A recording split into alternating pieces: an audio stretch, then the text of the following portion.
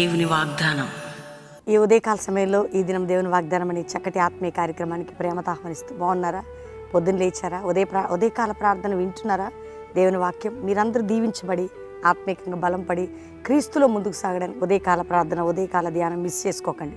రెండవదిగా, ఎక్కడ ఇంకా రక్షణ లేని బిడ్డలు యేసు రక్షకుని కోసం ప్రాణం పెట్టి రక్తం కార్చిన యేసుకు నీ జీవితాన్ని సమర్పించుకొని క్రీస్తు కోసం బ్రతుకు. మంచిగా ప్రభు వాక్యంలో బలపడు. దేవునికి తోడుగా ఉంటాడు. ఈరోజు ఎన్ని కష్టాలు, సమస్యలు, ఇరుకులు, ఇబ్బందులు, పోరాటాలు, అటన్నిటికంటే దేవుని కృప అధికంగా నీకు ఇవ్వబోతున్నాడు. ఒకే ఒక్క మాట నేను చదువుతాను.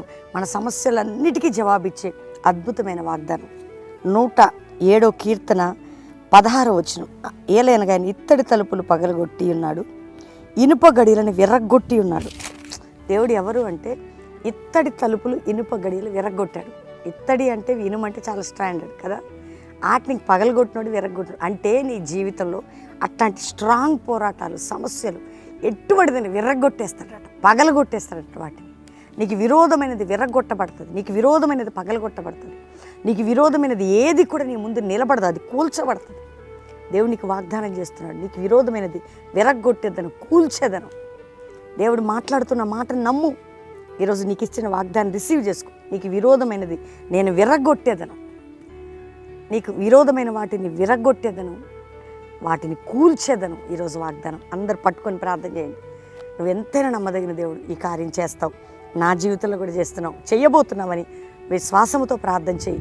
ఉదయకాల ప్రార్థనలో, ఉదయకాల ఆరాధనలో నాతో కలిసి మీరు ప్రార్థన చేయండి. మనందరం కలిసి ఏకముగా ప్రార్థన చేద్దాం. ప్రార్థన చేసుకుందాం.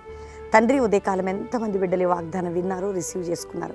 రక్షణ లేని వారికి రక్షణ, పాప క్షమాపణ అయ్యా, రోగుల్ని స్వస్థపరిచయ, అప్పులు, ఆర్థిక, మానసిక, కుటుంబ ప్రతి పోరాటం నుంచి విడిపించి నీ నామాన్ని గొప్ప చేసుకో. మ్యారేజ్ డే, బర్త్డే బిడ్డలను బ్లెస్ చేస్తూ వారి ఆత్మీయ, ఆరోగ్య, ఆర్థిక దీవెలతో ఈ సంవత్సరం దీవించబడాలి.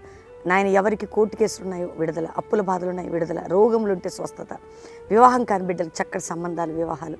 అంతేకాక నలిగిన వారు, విరిగిన వారు, చెడిపోయిన వారు, పడిపోయిన వారు, దూరమైన వారు నీకు దగ్గర కావాలి. నాయన, విడిపోయిన కుటుంబాలు కట్టబడాలి. ఇతర దేశంలో నుండి ఎంతమంది మా ప్రియులు ఏ దేశం నుండి వాగ్దానం వింటున్నా వారి సమస్యలు, రోగాలు, బాధలు, చింతలు తీసివేసి వారికి సమాధానమి, వారి కుటుంబాల్లో సంతోషకరమైన కార్యాలు జరిగించి మా భారతదేశ ప్రజలందరినీ రక్షించి, ఇదిగో ప్రభువా, మా కుటుంబం మీద, మా సేవ మీద, మా సంఘాల మీద నీ పునరుద్ధానపు శక్తినిచ్చి మాకు తోడై ఉండమని మరొకసారి అందరినీ దీవిస్తూ ప్రతి వారికి మీరు తోడై ఉండమని యేసు నామములో అడుగుచున్నాం తండ్రి, ఆమెన్.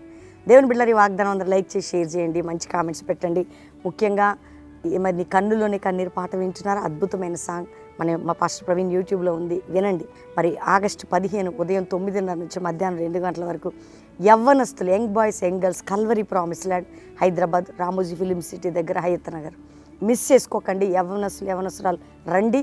దేవుని శక్తి మీరు పొందబోయి దేవుని కృపని బలంగా మీరు అనుభవించబోతున్నారు. రెండో విషయం ఏంటంటే 15 నుంచి సాయంత్రం నుంచి కూడా కల్వరీ ప్రామిస్ ల్యాండ్ మీటింగ్స్ అందరికీ కూడా ఆహ్వానం. అందరికీ సంఘాలు, ఆత్మీయులు, ప్రియులందరికీ కూడా ఆహ్వానం.